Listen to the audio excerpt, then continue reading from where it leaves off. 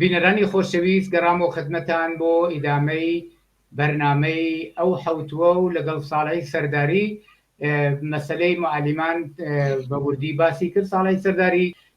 ساڵی سەرداری حەزەکەم سەبارەت بە هەروەکو ئاگاداری بەداخەوە ڕۆژی دووشەمبەی ڕابردوو یا دووشەمبە کە بەڵێ ڕابردوو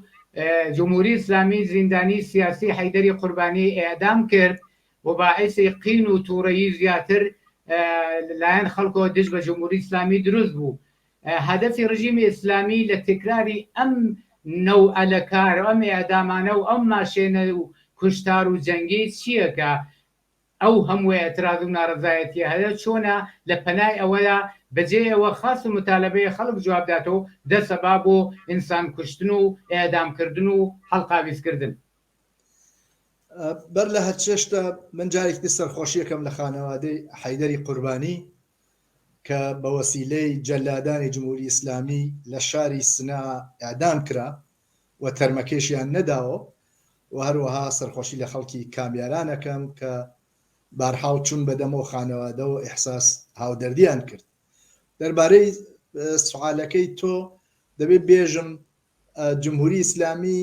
هەدەفی هیچ نییە غێرز ئەوە کە ئێمە قسەمان لێکەوە ئەویش ئەوە ئیدامەی وەزعەتی خۆی ئیدامەی فەزای سەرکوت و ڕعب و وەحشەت و تەنیا مەسەڵەن ئەم موردە نییە لە هەر ئەو وەختەوە هەر ئەو ڕۆژەوە حەیدەر قوربانیان لە سنا ئێعدام کرد 3 نەفەری تریان لە زندانی عادڵابادی شیرازە ئێعدام کرد. یانێ یەکێ لە حربەکانی جمهوری ئیسلامی نەتەنیا ئەم دەورە کە بەنظرم ئەم دەورە بالاخره کەمترۆ بووە بە نسبەت جاران حربەی ئەدام بووە، قەتڵی عەمد بووە، ئینسان کوشتن بووە بۆ ئەوە چاوترسێن بکە هاچێ کەسە بۆ ئەوە کەس نەوێرێ دەنگ بەرزۆکە بەڵام بە قەڵ فارسیەکێک کوور خاندە ئەند ئەوە حەیدەر ئێعدام کرا ئەو 3 نەفەرەکەی تریش بەڵام ئیمڕۆ دیمان کە چه ئاعترازاتێک و تەجەمعاتێکی گەورە بەرامبەر بە جمهوری ئیسلامی معلمان بەڕێیان برد. ئەگەر ئەو شمشێری لە ڕۆ بەستووە بۆ ئیجادی ڕعب و وەحشەت ئەوە خەڵکی ئێران ئەوە معلمین ئەوە کاریگەریش هاتووەسە ئەو مەیانە و بەرامبەرکێکە لەگەڵ جمهوری ئیسلامیە. جمهوری ئیسلامی لەم چەند ساڵە مرەتەب دەستی برووە بۆ ئێعدام بۆ ئەوە چزانم خەڵک وادار کا بە سکوت وەلێ خۆ ئەمە یەکەم جار نەبووە هەزاران بار ئێعدامی کرد و هەزاران بار زیاتر بەرامبەری وێسان هەزاران گەنجی چوزانم ترۆر کرد و کوشت بەڵام هەزاران هەزار گەنج تەقابولیان کرد لەگەڵ یا نەفرەتیان زۆرتر بوو هەزاران خانەوادە معتەرزتر بوون پێی وەوتیان تۆ ناحەقی تۆ دەبێ بڕۆی نیشانی داوە کە عەلا ڕەغمەوە کە ئێمە عەزیزانمان لە زیندانەکانە ئەکوژن یا ترۆرەکەن بەڵام بە هەزاران خانەوادە بە هەزاران ئینسانی شۆڕژگەر بە هەزاران ژن و پیا و گەنج نەفرەتیان زۆرترە بێ تێنەمەیان جواب نادەنەوە چاوترسێن ناکرێن بۆ لەسەر حەقن بۆ داوای متالبات خۆیانەکەن بۆ حەقیانە زین بمێن حەیدەر قوربانی و شاریار نازان کێ و سالارزەهی لە شیراز و هەمووی ئەمانە ئینسانگەلێک بوون مبارز بوون تێکۆشەر بوون بەرامبەر بە جمهوری ئیسلامی کارێکیان کردووە لە جمهوری ئیسلامی خۆ وەهانیە هەر ماوەیەک جارێک تعدادێک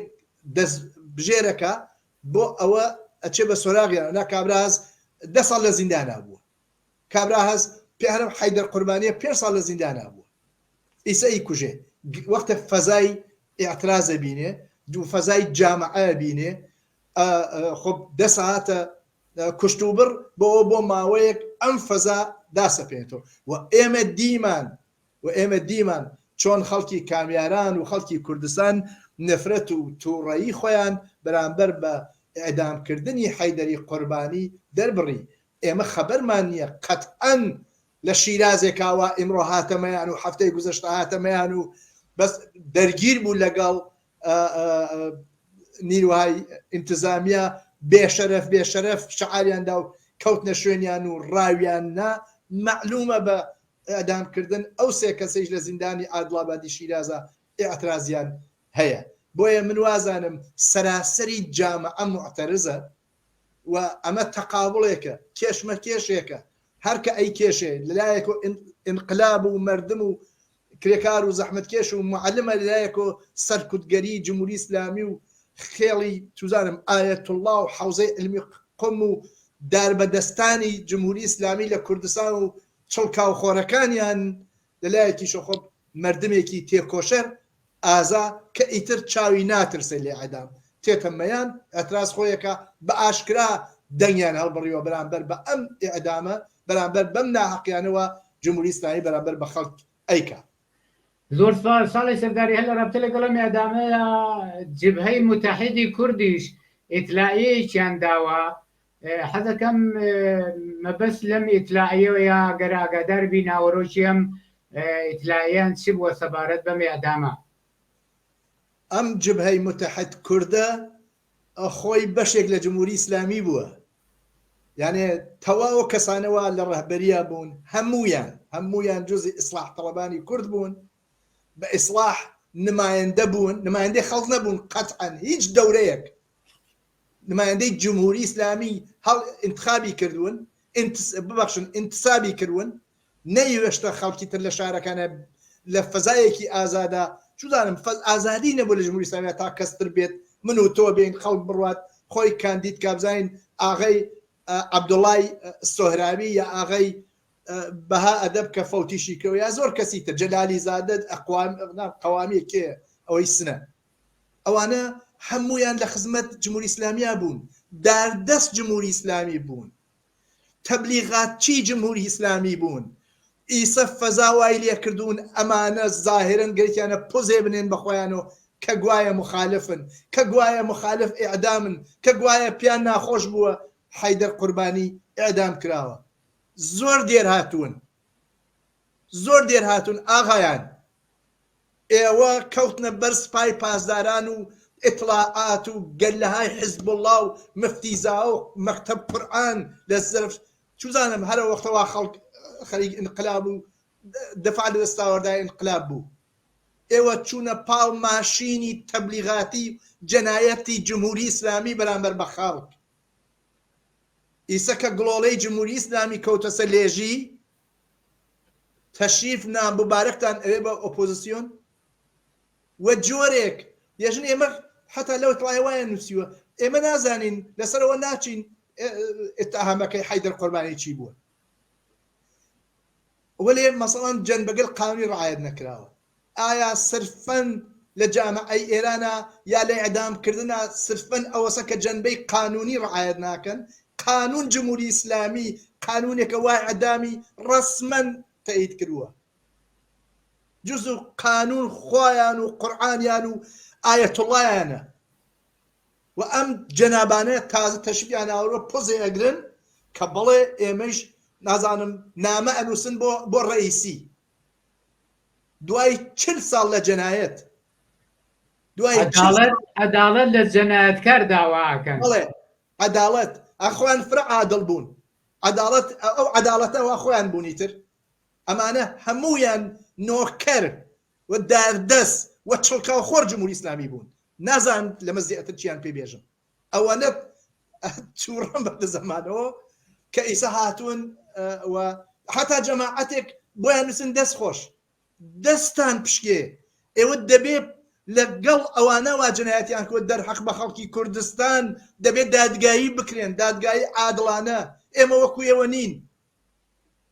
ئێمە حەق دفاعتان پێدەین، ئێمە حەق وەکیڵتان پێدەین، بەڵام ناکرێ ئاوا کڵاو بێنە سەر مردم و سەر خەڵک. حافزەی هەیە ئەم تاریخە ئینسانەکانی ناشۆریێتەوە بە ئەم جۆرەشتانە. وەختێ بەشێک لەمانە ئەزانی چ کارە بوون، هین سەفیر فەرهەنگی ئاغای ڕەفسەنجانی وەختی هات بۆ کوردستان ئەمانە بوون، وەلەد بەگی و نازانم کێوکێ بەهرام وەلەد بەگی و ئەوە زۆر ئەمانە لەگەڵ ڕەحیمیە بوون، ئەمانە لەگەڵ ڕژیمە بوون، ئەمانە ڕەئیان داوە بە قانون جمهوری ئیسلامی کە ئیعدامە عەلەی مردمە. بەردی بناغی ساختمانی جمهوری ئیسلامی بوون بۆیە قەتعەن خەڵک وشیاترە لەوە کە ئەمانە بتوان بەم تەرفەندانە و ئاوا بەم حاڵەتانە بێنە بەرەوە خەڵک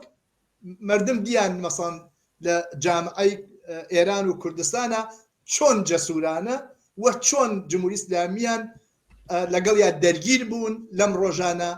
و قەتعەن ئەم نەوعە لە چوزانم بەیانی و ئیتلایەدان بەیانی و ئیتڵایشتە ناتوانێ دڵی خەڵکێک وات ئەزانێت چی هەزاران ئینسانی ڕۆڵی کوژراوە و ئەمان لە پاڵدا جمهوری ئیسلامیە بوو ئەم هینە ئەم ئاگرە دەرونی خەڵکە داپژێنێ بۆیە ئێمە وەکو کۆمونیستەکان مطلقاً ئێمە مخالف نین کەسێ بگەڕێتەوە هەرکە ئەگەڕێتەوە بەڵام ئەبێ هەرچێ کەسە بزایە چی کردووە بێت بێژێ چیم کرد بێت بێژێ لە پاڵ کام ڕێی جمهورا بووی بێت بێژێ بە کام قانون ڕێیمدا من لە مەجلیسا و بێت بێژە کە دەست جمهوری ئیسلامی بووم جەنابی ئیسلاح تەڵەب و بێت بێژێ لەگەڵ مەفتیزا و جمهوری ئیسلامی و مەسئولی ئیطلاعات و ستادی خەبەری نازانم سنە و هەمویان ئەمانەوا بوو یەک تاقیان لەم قەدیم نمایەندانە بە ئیسلاح کەلعان نازانم چ کەلیمێ باش نییە بێژمی هینیان کردون دەریان کردوون نامان نووسن و قوربان فڵان نووسن ئەمانە بە نظر من ناتوانێت خەڵک گوڵ باوە خەڵک ڕۆشنە لەم بارەوە زۆر سپاس بۆ تۆگەکانە ساڵی سەرداری ئاخرین پرسیارم لە رابطە لەگەڵ سێڵاوێکی چەند ڕۆژی ڕابردوو کە لە هەولێر یا لە کوردستان عێراقا ڕوویدا و ئەم مەسەلەش وە مشکلاتە کە بۆ خەڵکی فەقیر وەژار دروست بوو لەگەڵ بێتەفاوەتی و بێتەوەجێی حکوومەتی ئەقلیمی کوردستان ڕوبەڕوو بوو و ئەمەش خۆی قین و تووڕەوی و ئەترازی دروست کردووە لەم بارەوە ئەگەر تەوزیحاتێکت بێ ئاخرین خەبەر چییە و چه اتفاقی ڕوویداوە بەڵێ بەداخەوە دەبێ عەرزکەم کە سەیڵاوێ هات لە هەولێر و ئەتراف هەولێرە و بەداخەوە حدود مەجموعەن 14 تا 15 کەس گیانیاندا هێشتا جەنازەی 2 کەس کە یەکیان مناڵێک بوو 10 مانگە و کەسێکتر کە شوان بوو بەناو سیروان نەدۆزراوەسەوە تیمەکان و خەڵک و چوزانم کەسوکار ئەم دوو عەزیزە مرەتەب ئەوە 4 شەو و 4 ڕۆژ یا 5 شەو و 5 ڕۆژ خەریکن ئەگەڕێن جەنازەکانیان نەدۆزراوەس لەم ئینا غێرەز کەسانێوا خەڵکی هەولێر بوون 2 کەسی کرێکاری خەڵکی بەنگلادش کرێکاری عەرەب و کرێکارێکی تورکیش گیانیان لە دەستدا من لێرەوە سەرخۆشی یەکەم لە کەسوکاری ئەم عەزیزانە واگیانیان لە دەستدا و هیوادارم ئاخر خەمیان بێ و هیوادارم تەرمی ئەو مناڵە 10 مانگە و ئەو شوانە و بەرحاڵ ئاو بردنی بدۆزرێتەوە تۆزێ سوکنایی بێ بۆ خانەوادەکانیان بۆ دایک و باوکیان ئەم سێڵاوە خۆ سێڵاو لە سەراسەر دنیااتێ لە حەچێ شوێناتێ بەڵام بۆ وای کرد ئەمە مەسئلەیەکە ئەم پرسیارە لەناو جامعەی کوردستان عێراقا لەوێ بەحسی لەسەرەکەن دباتی لەسەردا ئەنێن خانەوادەکان قسەکەن ئەم سێڵاوە بایز ئەوە حدود 2000 ئەوەنە ماڵ زەیەری پێ گەیوە مەسەڵان فیلمەکانی تەلەڤیزیۆنەکان کوردستان عێراق بڵاویەکەنەوە دنیای ئیجتیماعیش دیام ئەتوانی بینێ مەسەڵان هەروە هاتووە چۆسە ناو ماڵەکە بەشێکیان دەرچوون یەک خانەوادە کە دایکێک و 2 کچ بوون مامۆستا ڕەمزی ناو بووە هەر سێکیان تیا چوون نەیانتوانیوە بێن دەرەوە یا مەسەڵان حدود 1000 ماشین زایدی و فرێ لە ئەمبار و فلان و فیسار یا گەنجێک لە چەمچەماڵە 2-3 گەنج بوون چوون بۆ چای لێ بکەن یەکیان پەڕیوسە و ئاوەکە بردیێسی و بەداخەوە تیا چووە ئەوە وا مهمە بۆ لە هەولێرێکە ئەم ئیتفاقە ڕووەدا بۆچی 14-15 نەفەر تیاچن بۆچی 2000 ماڵ ئاوی تێچێ و بۆچی نزیک 1000 ماشین لە خیابانەکانە کەڵەکە ئەبێ و زایرە کرێنەوەوانە ئەوە کە معلومە ئەلعانیش زاهرن لیژنیان بە قەڵ خۆیان یانێ کۆمیتیان داناوە یانێ هەرچێ کەسە هێژێ هین ئەوە بووە کە ئیحساس مەسئولیت نەکراوە لە قەباڵ ئینا ئەو شوێنانەوە ئاوەڕەوگە بوون لەم لاولای هەولێرە لە دارەت و نازان مەحەلاتێک هەیە لە ویاکەیزە من ناوەکانیانم لە بیر چووەسەوە بەڵام بە دقت تاقیم کردووە ئاوەکان ڕۆشن و لە دەشتی هەولێر ڕەدەبووە چوە ناو هینێ دەشت و دەر و یا چەمێ وەلێ لەبەر ئەوە کە سەرمایەدارەکان زۆرتر بخۆن زۆرتر ئیمکاناتیان بێ زۆرتر ساختمان دروستکەن بێ ئەوە زەڕەیەک تەوەجوهکەن بە ئەوەکە بلەخەرە ساختمان وا دروستەکەن مەحەلەیەک وا دروستکەن ئەبێ ئەوە ڕەوگەی بۆ بێ بەر لە هەچێتەوە دنیا ئەمەسە مهندسی توام دیزاین هەر چێ کەس ئەوەسە کە مردم ئەوە بێژن ئەم ماڵاکەینەوە ئەم گەڕەکەکەینەوە ئەشی بزانین ئاوەڕەوەکەی لەکوێچێ ئەمانە خۆ پۆڵپەرەسی سوودپەرەسی گەنەڵی ئەمانە ناناسێ و نەیناسی لە هەولێرە وە چوون لە شوێن گەلێکە مەسەڵان ماڵ و شتیان کرۆسۆ یا ساختمان عجایبیان برووە بە ئاسمانەکە لە هیچ شوێنەکەم دنیا نیە ئەوە بەرزە کە ئاوەڕۆگەیان بۆ هین نەکردووە حتا بەبان پردۆ دروستیان کردون کە ئەو پردەی تر نەماوە کە لەوە بەر ئاو ئەهات و ڕەدەبوو لە قەراق شارۆ ئەچوو زەریشی لە کزنەیەدا ئەمەسەکە ناڕەزایە بۆ سەبایز ناڕەزایەتی ئەوەنەی تر بێعتمادی بەم حکوومەتی ئەقلێمی کوردستانە ئەو نەیتر ناڕەزایەتی و نەفرەت بەرامبەر بە سەرمایەدارەکان و دەوڵەت و فان و فیسار بۆ ئەوانشەوە هەن نە حکوومەتەوە بچام پارێزگای هەولێر یا کە منتەقەی پارتیە زۆرتر ئومید خۆشنەوە و فلان و فیسار هاتوون و ئەوە هین شت بەشەکەین و فیلمی لێگرن و نازانم ئەوە بنگای خێریەی بارزانی ئەوەی کرد و ئەوە نەچیوان بارزانی 1 میلیاردیدا ئەوە نازان کێ 1 میلیاردی نا وەلێ ئەسڵ کار ئەوەسە کە ئەمانە ئیحساس مستیان لە قەباڵ گیان ئەو ئینسانانە ئەو مردمان نەکرد ئەو مەحەلاتان نەکرد سوود پەرستی ئەوە کە سەرمایە هەرچێ زۆرتر کەڵەکەکان بۆ دەسوپێی خۆیان بۆ ئەوانە وا حزبین بۆ ئەوانە وا سەرمایەدارن و هان لە ژێر چەتر ئەوانە یا هەر خۆیان ئەوە نە نامەسئولانە کە بۆ سەبایز ئەو اتفاق ئەو فاجعەوە بەسەر خەڵکە هاتووە ئینسان وەختە چاو لە فیلمەکانەکە ئاهوناڵی ئەو دایکە ئەبیسێ ناتوانێ ئەسەن بێت تەفاوت بێ کە مناڵەکە یێت تۆ خوا ناڵەکەم بۆ بدۆزنەوە ڕۆی مناڵەکەم دەمان بوو بردی ئاو بردی داواکە لەم ئەمانشە بۆ ئەوە کە خەڵک جارێ هین بکەن مقدارێش ئەدەن پیان ئەوە لیژنەمانداناوە زاهرەن لیژنەیەکیان داناوە زەرف 1 هەفتە علەتی ئەمە کە بۆ وای داهاتووە ڕۆشن بکاتەوە وەلی ئەم لیژنەیشە وەکو دەیان لیژنەیتر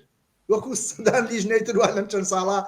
دایان ناوە لە پارلمان لە منتەقەی سلێمانی مەگەر لیژنەیان داننا بۆ مستەفا سەلیمی وات حەوەنداوە بزانن چی لێکن کێ خەبەرێز لەو لیژنە چی کرد خازی ئەخرا لیژنەیان دایان نابزانن کێ مەسەڵەن بۆ سەبایز ئەوە لە 16 ئۆکتۆبرا خیانەتی کرویانەی کردووە کێ بووە بایز ئەوە کەرکووک بدرێ بەدەسەوە لیژنەیان داننا لەسەر مەسەڵەن مادەی 140 و فلان و فیسار لیژنە دانێن بەڵام سەرنجامەکەی بە خەڵک ناڵێن هەر ئەوە ئێستا ئێمە زاهرن بە ئەم لیژنە ئاخرە زاهرن 2 ڕۆژی ماوە بزانین لە ئاخەت بەشکەم لەما معلوم بێکەکی نا ئەمە خۆیانن دەسەڵاتدارن سەرمایەدارن بە میلیۆن هەستیان لە دەرەوە ئفشا کراوە گشت ئەمانە گەندەڵی و فەساد سەرتاپای و ئینە داگرتووە بۆیە ئەوێتە باز وەختە کەسێکیش جزانم توش مشکڵە بێ و فاجعە و مناڵەچێ خۆ مناڵ سەرمایەدار و مەسئولین نین مناڵی فەقیر و هەژارێکن معلمێکە بەناو مامۆسا ڕەمزی لەگەڵ دایکی و خوشکێکی تریە کە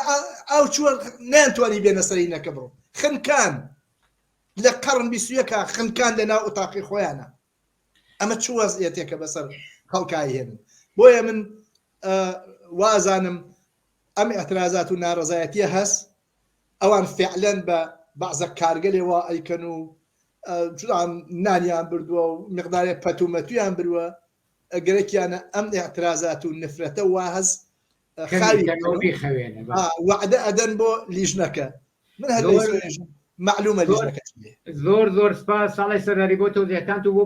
بۆ بەشداری لە بەرنامەی ڕۆی تەلەڤیزیۆنی پەرتۆدا مەجالمان نەماوە و زۆر سپاس بۆ تۆش منیش زۆر سپاس دەکەم و مانوو نەبی